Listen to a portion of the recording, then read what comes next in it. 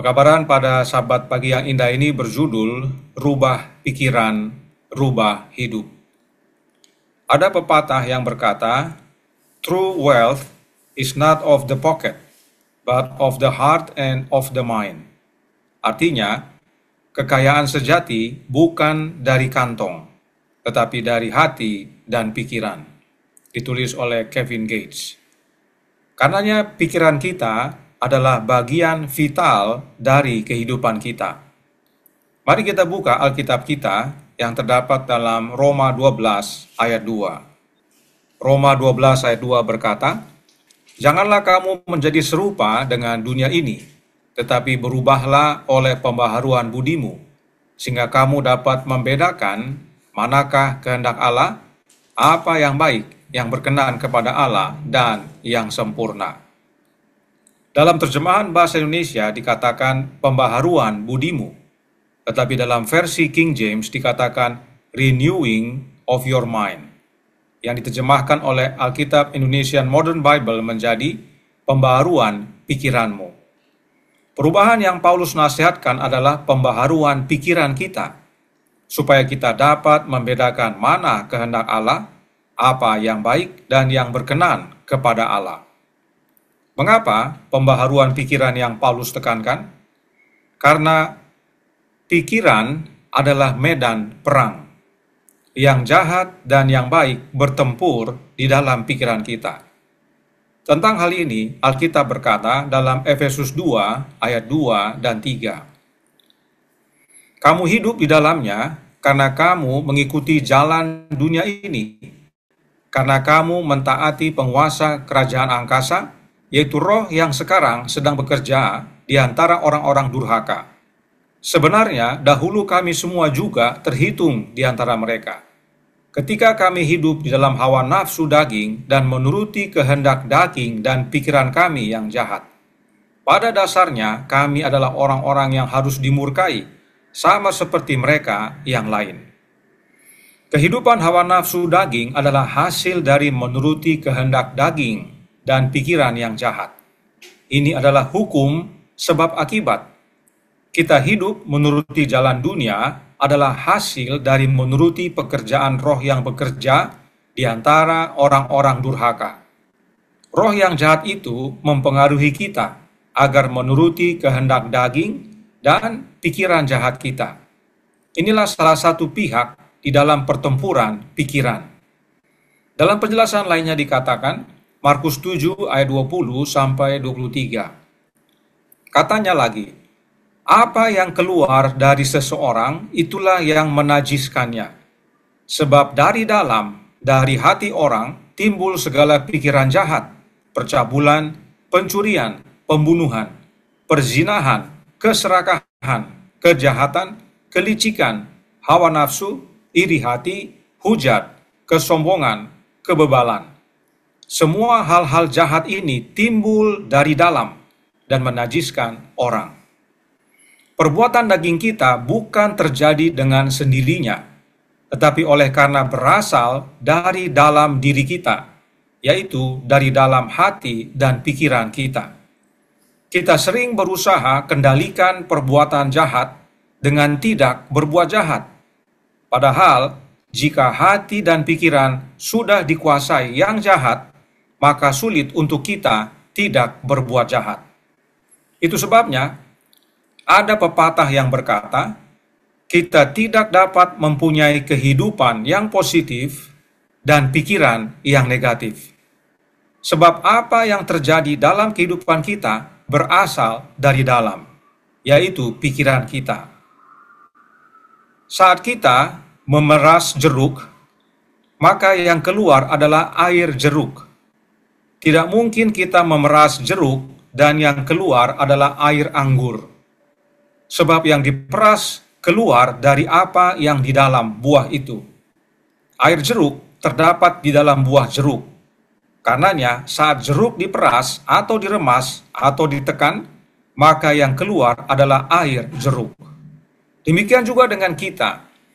Jika pikiran kita negatif dan atau jahat, maka saat diperas, ditekan, maka yang keluar adalah yang negatif dan atau jahat. Yang keluar dari diri kita adalah dari apa yang di dalam diri kita. Berikut contoh yang di dalam adalah sumber dari yang keluar. Roma 1 ayat 21 sampai 23 dikatakan, sebab sekalipun mereka mengenal Allah, mereka tidak memuliakan Dia sebagai Allah atau mengucap syukur kepadanya.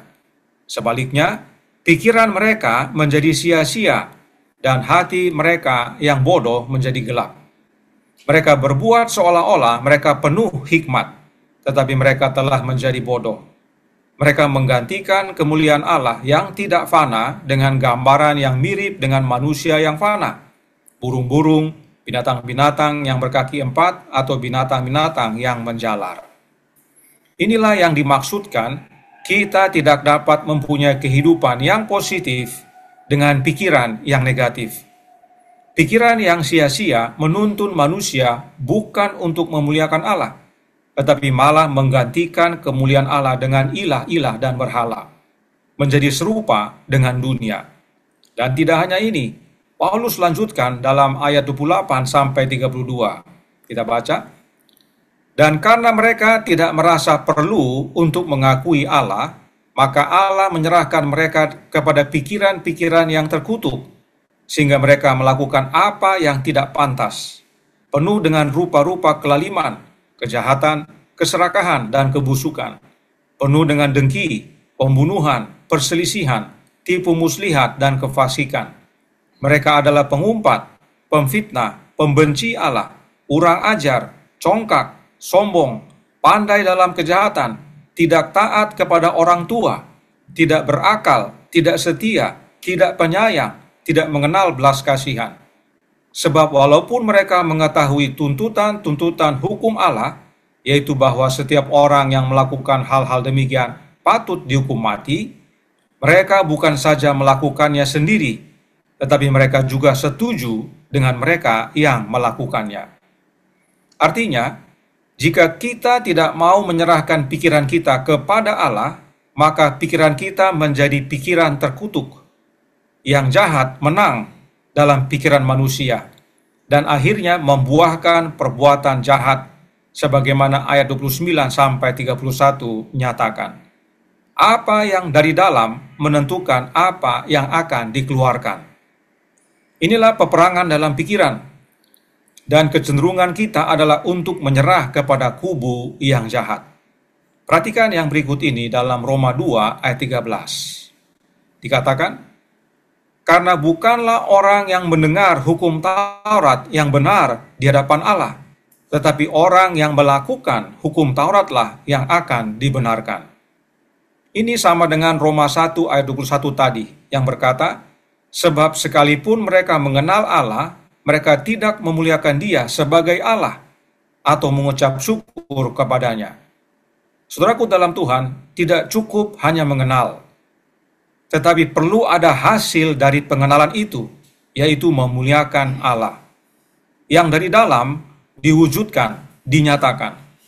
Demikian juga tidak cukup mendengar akan hukum Taurat, tetapi perlu dihidupkan. Disinilah pikiran berperan. Saat kita mendengar akan hukum Taurat atau mendengar akan kebenaran, di dalam pikiran terjadi peperangan. Mau hidupkan atau tidak, mau terima atau tidak, mau lakukan atau tidak. Itu semua terjadi di pikiran. Paulus lanjutkan dalam Roma 2 ayat 14 dan 15. Apabila bangsa-bangsa lain yang tidak memiliki hukum Taurat oleh dorongan diri sendiri melakukan apa yang dituntut hukum Taurat, maka walaupun mereka tidak memiliki hukum Taurat, mereka menjadi hukum Taurat bagi diri mereka sendiri. Sebab dengan itu mereka menunjukkan bahwa isi hukum Taurat ada tertulis di dalam hati mereka, dan suara hati mereka turut bersaksi, dan pikiran mereka saling menuduh dan saling membela. Inilah peperangan dalam pikiran. Entah yang sudah mendengar akan hukum Taurat atau yang belum mendengar akan hukum Taurat. Di dalam hidup kita masing-masing masih ada tulisan hukum Allah yang telah Allah berikan kepada kita sejak penciptaan. Namun oleh karena dosa, kecenderungan kita adalah menuruti pikiran daging. Itu sebabnya ilmu tentang pikiran ini banyak dipelajari oleh orang-orang, baik di dunia maupun dalam kerohanian. Demikian juga di dunia sekular. Sebab pikiran kita ini punya kuasa. Perhatikan beberapa kutipan berikut ini.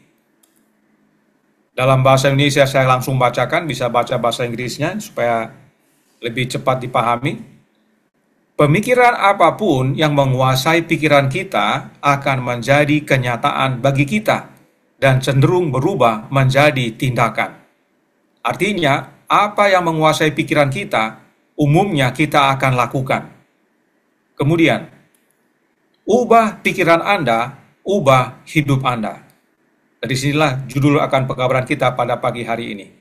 Bila mana kita mau mengubah pikiran kita dari yang jahat menjadi yang baik, itu akan berpengaruh kepada kehidupan kita. Selanjutnya, pikiran kita adalah instrumen yang kuat yang mampu membentuk realitas kita.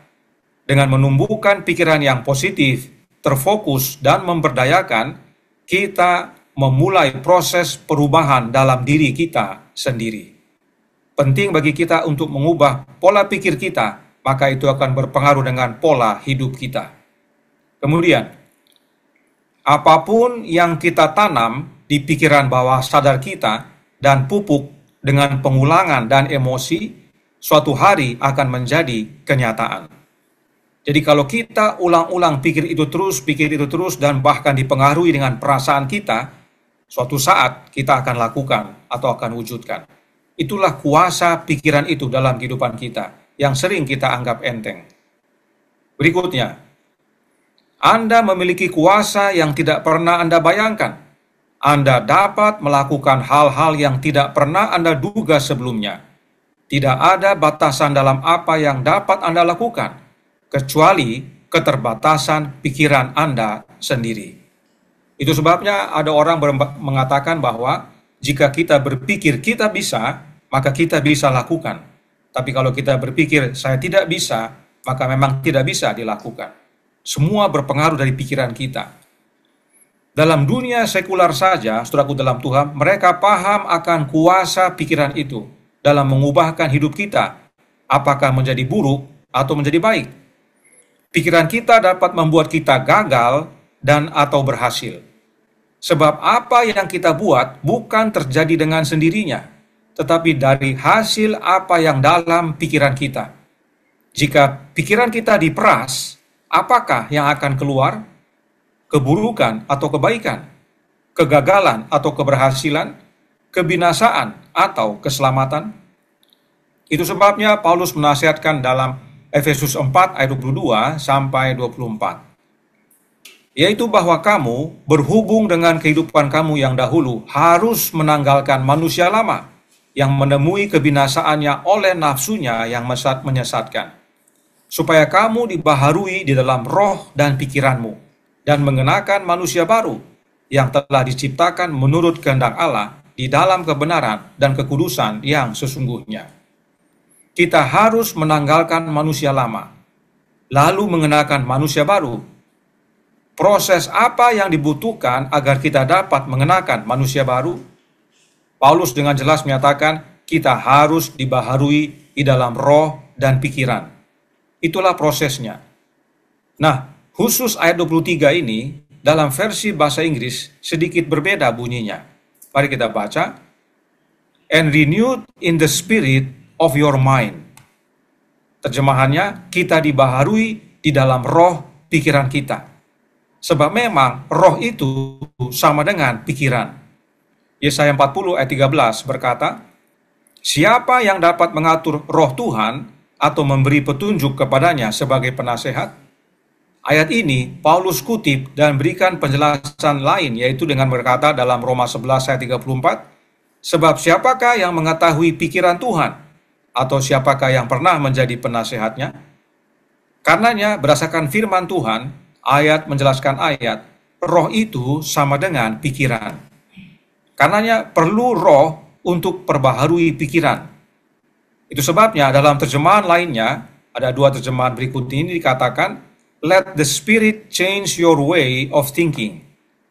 pikiran kita dibaharui oleh pekerjaan roh itu. Biarlah roh itu, katanya, mengubahkan pola pikir kita. Kemudian dalam easy to read version, ya, dikatakan, you must be made new in your hearts and in your thinking. Ya. Kita harus diperbaharui dalam hati kita dan cara berpikir kita. Nah, roh yang mana yang dapat memperbaharui cara berpikir kita? Dan tentang pikiran ini adalah roh yang memperbaharui pikiran kita. Paulus berkata dalam 1 Korintus 2 ayat 16. Sebab siapakah yang mengetahui pikiran Tuhan sehingga ia dapat menasihati dia? Tetapi kami memiliki pikiran Kristus. Alkitab dengan jelas menyatakan bahwa pikiran sama dengan roh, maka saat dikatakan memiliki pikiran Kristus, hal itu sama dengan memiliki rohnya Kristus. Sebab pikiran itu bukan jasmania, tetapi rohania. Otak kita adalah jasmania, bisa kita pegang, bisa kita jamah. Tetapi pikiran kita tidak bisa dijamah atau dipegang. Itu sebabnya pikiran adalah sifatnya rohania. Nah, mari kita baca ayat-ayat sebelum dari ayat ini, sehingga bisa melihat hubungan pikiran dan roh. Kenapa Paulus katakan yang dalam ayat 16 ini? Kita baca ayat 10 sampai ayat 15. Dikatakan, karena kepada kita Allah telah menyatakannya oleh roh, sebab roh menyelidiki segala sesuatu, bahkan hal-hal yang tersembunyi dalam diri Allah. Ya. Siapa gerangan di antara manusia yang tahu apa yang terdapat di dalam diri manusia selain roh manusia sendiri yang ada di dalam dia? Demikian pula lah tidak ada orang yang tahu apa yang terdapat di dalam diri Allah selain roh Allah. Kita tidak menerima roh dunia, tetapi roh yang berasal dari Allah, supaya kita tahu apa yang dikaruniakan Allah kepada kita. Dan karena kami menafsirkan hal-hal rohani kepada mereka yang mempunyai roh, kami berkata-kata tentang karunia-karunia Allah dengan perkataan yang bukan diajarkan kepada kami oleh hikmat manusia, tetapi oleh roh. Tetapi manusia duniawi tidak menerima apa yang berasal dari roh Allah, karena hal itu baginya adalah suatu kebodohan, dan ia tidak dapat memahaminya, sebab hal itu hanya dapat dinilai secara rohani. Tetapi manusia rohani menilai segala sesuatu, tetapi ia sendiri tidak dinilai oleh orang lain. Saat dikatakan roh Allah, itu bukan oknum yang berbeda dari Allah, tapi rohnya Allah itu sendiri. Roh yang dari Allah itulah yang kita terima, supaya kita tahu apa yang Allah karuniakan kepada kita, dan mengajarkannya kepada mereka yang mempunyai roh, yaitu roh yang sama, roh yang dari Allah. Dan kita mengajar bukan dari diri kita, tetapi oleh roh itu, yaitu roh yang dari Allah itu. Jadi saudaraku dalam Tuhan, jangan heran bila mana kita mengajar seseorang akan kebenaran, dan sepertinya dia sulit, susah menerima. Jangan sampai roh yang dia miliki berbeda. Kalau roh yang sama dia miliki, maka dia akan menerima pengajaran dari roh yang sama, yaitu rohnya Allah. Itu sebabnya Paulus tutup dengan berkata dalam ayat 16 tadi, siapa yang mengetahui pikiran Tuhan sehingga ia dapat menasihati dia? Tapi kami memiliki pikiran Kristus. Sebab menerima roh Allah yang ajar kita adalah dengan menerima roh anaknya, yaitu rohnya. Dan dalam perikop ini Paulus katakan sebagai pikiran. Roh sama dengan pikiran. Dalam ayat 11, Paulus berkata, siapa yang tahu yang terdapat dalam diri Allah selain roh Allah? Dan dalam ayat 16, Paulus nyatakan dengan cara lain, tapi sama, yaitu siapa yang tahu pikiran Tuhan? Tidak ada yang tahu. Hanya roh yang dalam diri Tuhan yang tahu. Karenanya Paulus katakan, kami memiliki pikiran Kristus, yaitu rohnya Yesus. Dan dengan memiliki pikiran Yesus, kita mengetahui pikiran Tuhan. Inilah roh yang ubahkan cara berpikir kita. Nah, tentang ayat ini, Roh Nubuat berkata dalam The Review and Herald tanggal 19 Agustus tahun 1890 paragraf 7. Diampuni dengan cara yang sama seperti Kristus mengampuni, bukan hanya berarti diampuni, tetapi juga diperbaharui dalam roh pikiran kita. Tuhan berkata, aku akan memberikan kepadamu hati yang baru, Gambar Kristus harus dimeteraikan pada pikiran hati dan jiwa. Rasul berkata, tetapi kami memiliki pikiran Kristus. 1 Korintus 2 ayat 16. Hati dan pikiran adalah satu. Karenanya agar pikiran kita diperbaharui, kita perlu menerima hati yang baru. Hati dan pikiran kita perlu menerima gambar Kristus. Dan gambar Kristus adalah karakternya.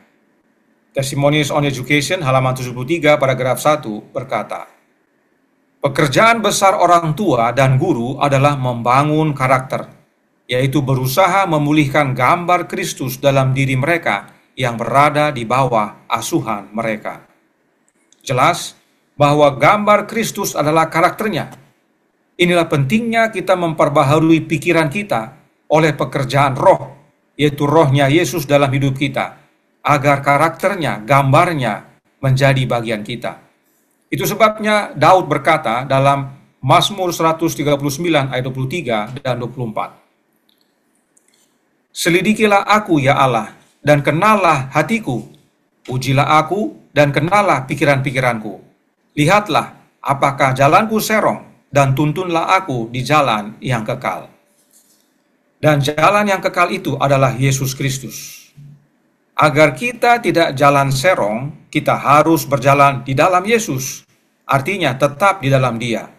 Sebab jika kita keluar dari Yesus, keluar dari jalan kekal, maka kita pasti pikiran dan jalan kita serong.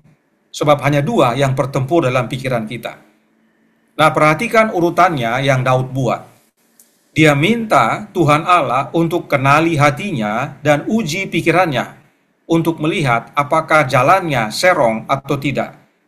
Sebab apa yang dari dalam hati dan yang dipikirkan oleh pikiran kita, itulah yang kita lakukan. Daud tidak minta untuk uji jalannya dulu, tapi dia minta untuk uji hati dan pikirannya dulu. Mengapa hal ini penting sekali kita pahami? Sebab dosa itu bukan sekedar jalan serong. Banyak orang fokus kepada jalan serong untuk menyatakan dosa.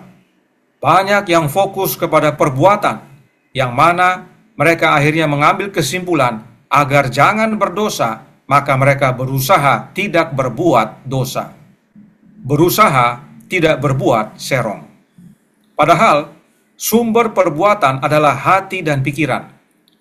Dosa itu sudah mulai dari hati dan pikiran. Inilah Farisi. Inilah yang Yesus sebut kuburan di labur putih, tetapi dalamnya penuh tulang belulang dan kekotoran. Istilah lainnya, kita tidak bisa hidup positif dengan pikiran negatif. Capek, itulah pembenaran oleh perbuatan. Beban, diperhamba, tidak merdeka. Bahkan yang lebih ngeri, beban itu kita berikan kepada orang lain juga. Kita ajar orang lain untuk harus begini, harus begitu, harus bikin ini, harus bikin itu, harus buat ini, harus buat itu. Tetapi hati dan pikiran belum diuji dan diperbaharui. Akhirnya orang-orang itu terkesan hidup positif, tapi dengan pikiran negatif. Akhirnya terbeban. Karenanya perhatikan yang Daud minta. Setelah dia minta supaya pikirannya dicek, apakah serong atau tidak, Daud kemudian minta dituntun. Daud sadar dirinya tidak mampu untuk jalan di jalan lurus itu, atau jalan yang kekal. Jalan kepada keselamatan. Dia perlu pekerjaan Tuhan dalam hidupnya. Perlu dituntun dalam jalan kehidupan itu. Karenanya Paulus menasihatkan dalam Kolose 2 ayat 6. Kamu telah menerima Kristus Yesus Tuhan kita. Karena itu hendaklah hidupmu tetap di dalam Dia. Kita semua telah menerima Kristus, yaitu Kristus yang benar. Karenanya hidup kita biarlah tetap di dalam Yesus, agar pikirannya, rohnya menjadi milik kita. Dan karena hati dan pikiran adalah satu, karenanya Paulus tambahkan dalam ayat selanjutnya, ayat 7 sampai 12, dikatakan, hendaklah kamu berakar di dalam Dia, yaitu dalam Yesus, dan dibangun di atas Dia, dibangun di atas Yesus. Hendaklah kamu bertambah teguh dalam iman yang telah diajarkan kepadamu, dan hendaklah hatimu melimpah dengan syukur. Hati-hatilah, supaya jangan ada yang menawan kamu dengan filsafatnya yang kosong dan palsu, menurut ajaran turun-temurun dan roh-roh dunia, tetapi tidak menurut Kristus. Sebab di dalam Dialah, yaitu dalam Yesus, berdiam secara jasmania seluruh kepenuhan kealahan. Dan kamu telah dipenuhi di dalam Dia. Kita dipenuhi di dalam Yesus. Dialah kepala semua pemerintah dan penguasa. Dalam Dia, yaitu dalam Yesus, kamu telah disunat, bukan dengan sunat yang dilakukan oleh manusia, tapi dengan sunat Kristus yang terdiri dari penanggalan akan tubuh yang berdosa. Karena dengan Dia, yaitu dengan Yesus, kamu dikuburkan dalam baptisan, dan di dalam Dia, dalam Yesus, kamu turut dibangkitkan juga oleh kepercayaanmu kepada kerja kuasa Allah, Roh-Nya Allah itu, yang telah membangkitkan Dia, membangkitkan Yesus dari antara orang mati. Ayat 11 dan 12 adalah tentang menjadi manusia baru. Kita tanggalkan manusia lama dan mengenakan manusia baru. Dan untuk itu kita perlu terima Kristus berdiam di dalam kita. Sebab dengan menerima Kristus di dalam kita, kita dipenuhi dalam Yesus. Dan bila mana kita dipenuhi dalam Yesus, maka seluruh kepenuhan kealahan berdiam di dalam kita. Hati dan pikiran kita diperbaharui, dan hasilnya kita menjadi manusia baru. Ingat tadi, kita tanggalkan manusia lama, dan dalam proses untuk mengenakan manusia baru, kita perlu diperbaharui roh dan pikiran kita. Saat kita diperas, yang keluar adalah Yesus, dan bukan diri. Saudaraku dalam Tuhan, inilah pentingnya mengerti tentang roh yang benar. Kita dipenuhi di dalam Yesus dan bukan di dalam Allah Roh. Dan saat kita dikatakan dipenuhi di dalam Yesus, itu artinya kita menerima hidupnya Yesus, rohnya Yesus, pikiran Yesus, perasaan Yesus. Itulah sunat Kristus, bukan secara jasmani, tetapi secara rohani. Sebab segala kecenderungan bawaan kepada kejahatan yang ada dalam hati dan pikiran kita, Yesus kalahkan oleh mengaruniakan kuasa ilahinya, yaitu rohnya. Sebab pikiran kita harus mati, dan pikiran Yesus yang hidup. Itulah sunat Kristus itu. Maka kita berakar dan bertumbuh dalam Yesus. Karenanya Paulus ingatkan dalam Filipi 2 ayat 5. Hendaklah kamu dalam hidupmu bersama, menaruh pikiran dan perasaan yang terdapat juga dalam Kristus Yesus. Saudaraku dalam Tuhan, dalam ayat ini, Paulus tidak lagi berbicara tentang masing-masing. Tapi dia katakan, hendaklah kamu dalam hidupmu bersama. Sebagaimana tanda-tanda zaman menyatakan waktunya semakin singkat, tidak mungkin kita sebagai kelompok bisa hidup positif, tetapi masih ada pikiran negatif di dalam kelompok. Tidak cukup mengaku bagian dari kelompok atau pergerakan One True God, tetapi tidak menerima perasaan dan pikiran Yesus. Itu sama dengan Roma 1 ayat 21 tadi. Mereka mengenal Allah, tapi mereka tidak memuliakan Dia sebagai Allah. Apa yang di dalam berbeda dengan yang di luar. Sebagai kelompok, sulit untuk kita bisa bersatu sampai akhir. Sekarang mungkin sepertinya bisa, tapi akan tiba masa warna yang sebenarnya dari masing-masing kita akan nyata. Sebab sulit untuk hidup positif dengan pikiran negatif. Sulit untuk menjadi anggota kelompok One True God, tapi masih ada pikiran Trinitas. Karenanya marilah kita bersama menaruh pikiran dan perasaan kita yang terdapat hanya dalam Yesus Kristus. Dan itu hanya dengan memiliki rohnya, yaitu pikiran Yesus, yang kita terima oleh iman. Dan jangan lupa, jaga dalam Yesus. Di Acts of the Apostles, halaman 518, paragraf 2, berkata, pikiran tidak boleh dibiarkan memikirkan secara acak pada setiap pokok bahasan yang mungkin disarankan oleh musuh jiwa. Sederhananya, pikiran kita ini tidak boleh hari ini pikir baik, besok pikir jahat, baik lagi, jahat lagi, bolak-balik seperti itu. Tidak bisa. Dikatakan, hati harus dijaga dengan setia. atau kejahatan dari luar akan membangkitkan kejahatan dari dalam, dan jiwa akan mengembara dalam kegelapan. Ikatlah pinggang pikiranmu, tulis Petrus. Waspadalah dan letakkanlah pengharapanmu seluruhnya atas kasih karunia yang dianugerahkan kepadamu pada waktu pernyataan Yesus Kristus. Perhatikan kembali saudaraku dalam Tuhan. Roh nubuat berkata, hati harus dijaga dengan setia, atau kejahatan dari luar akan membangkitkan kejahatan dari dalam. Artinya, saat kita melihat kejahatan, tidak langsung kita lakukan. Tetapi yang kita lihat itu terjadi peperangan dalam hati dan pikiran kita. Kita bergumul dengan apa yang kita lihat. Apakah kita mau lakukan atau tidak? Apakah kita mau tolak atau terima? Itu terjadi di pikiran dulu. Dan bila mana kita terima, kita akan lakukan. Atau kalau kita tidak terima, kita akan hindari. Karenanya penting sekali untuk jaga hati dan pikiran kita. Sebab apa yang kita lakukan berasal dari dalam. Dalam bahasa Inggris, saudaraku dalam Tuhan, dikatakan, gird up the loins of your mind. Gird up the loins itu artinya seperti yang gambar kanan bawah. Mereka biasanya pakai jubah, dan oleh karena mereka hendak bergerak, khusus dalam sebuah penyerangan peperangan, akan mengganggu pergerakan mereka. Oleh karena itu, jubah bagian bawah diangkat, dan dengan cara yang mereka telah diajarkan, mengikatnya sehingga seperti bentuk celana, memudahkan mereka untuk bergerak, entah berlari atau melakukan penyerangan. Ini biasanya dilakukan saat peperangan, supaya pergerakan mereka lebih leluasa, khususnya berjaga dan menyerang. Inilah yang harus kita buat untuk pikiran kita. Jika saudara baca dalam terjemahan bahasa Indonesia, gird up your loins itu bukan berarti ikatlah pinggang pikiranmu. Bukan demikian dalam Alkitab. Tetapi saya gunakan ini sebab inilah fungsi awalnya. Makna sebenarnya, gird up your loins.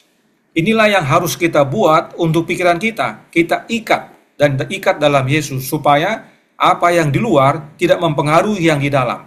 Pikiran kita selalu terjaga dengan setia, agar kejahatan tidak membangkitkan kejahatan dalam hidup kita, sebab Kristus berkuasa dalam hidup kita. Dan akhirnya, kita dapat hidup dalam Dia, dalam kemerdekaan. Kita tidak mengembara dalam kegelapan. Dan satu-satunya cara untuk ikat pinggang pikiran kita, atau mengikat pikiran kita, adalah dengan menerima pikiran Kristus. Hendaklah kamu bersama menaruh pikiran dan perasaanmu di dalam Yesus. Hidup kita diubahkan menjadi serupa dengan gambar Yesus, dan itulah syarat untuk mewarisi kerajaan sorga. Inilah kuasa pikiran itu, saudaraku dalam Tuhan. Kiranya menjadi pembaharuan dan pertobatan bagi kita semua. Jaga pikiran, biarkan Yesus kuasainya. Tuhan memberkati, saya bawa dalam nama Yesus. Amin. Mari kita berdoa. Bagi yang bisa bertelut, kita bertelut. Bapa kami yang di sorga, Allah pencipta langit dan bumi, laut dan segala isinya, Allah yang maha besar, maha kuasa, sumber segalanya, yang kami sembah selalu melalui anak-Mu yang tunggal, Yesus Kristus. Terima kasih nasihat yang penting sekali bagi kami. Kami sering anggap enteng pikiran kami. Padahal pikiran kami ini penuh kuasa. Apa yang kami lakukan berasal dari pikiran dan hati kami. Entah itu baik, entah itu jahat. Dan bahkan, bila mana kami menyerahkan kepada Kristus untuk menguasainya, tidak hanya kami dapat melakukan hal-hal yang baik dan benar, bahkan keselamatan dan kehidupan kekal dapat menjadi bagian kami. Karenanya tolong kami ya Bapa, karuniakanlah roh anak-Mu dalam hidup ini, sebab hanya dengan memiliki rohnya Yesus, hidupnya, pikirannya, itulah wujud kami mengikat pikiran kami, agar kejahatan yang dari luar tidak mempengaruhi kehidupan kami, tidak mempengaruhi pikiran kami. Dan bila mana kami diperas oleh karena penderitaan dan kesusahan, ujian dan kesulitan, yang keluar adalah Yesus. Yesus nyata dalam hidup kami, bukan rewel, mengeluh dan menggerutu. Tuhan campur tangan, waktunya semakin singkat. Tanda-tanda zaman sudah nyata, Yesus datang segera. Biarlah kami semua secara kelompok bersama-sama menaruh pikiran dan perasaan kami dalam Yesus. Kami dipersatukan, bukan hanya untuk bersiap menyambut kedatangan-Mu ya Tuhan, tetapi juga bekerja, menjangkau banyak jiwa, mengabarkan kebenaran, agar semakin banyak yang bertobat. Beserta kami sepanjang hari Sabat ini, kehendak-Mu yang jadi, Ampun kami akan dosa dan salah, karena kami berdoa hanya dalam nama Anak Allah yang tunggal, Yesus Kristus, yang adalah Tuhan dan Juru Selamat kami. Amin.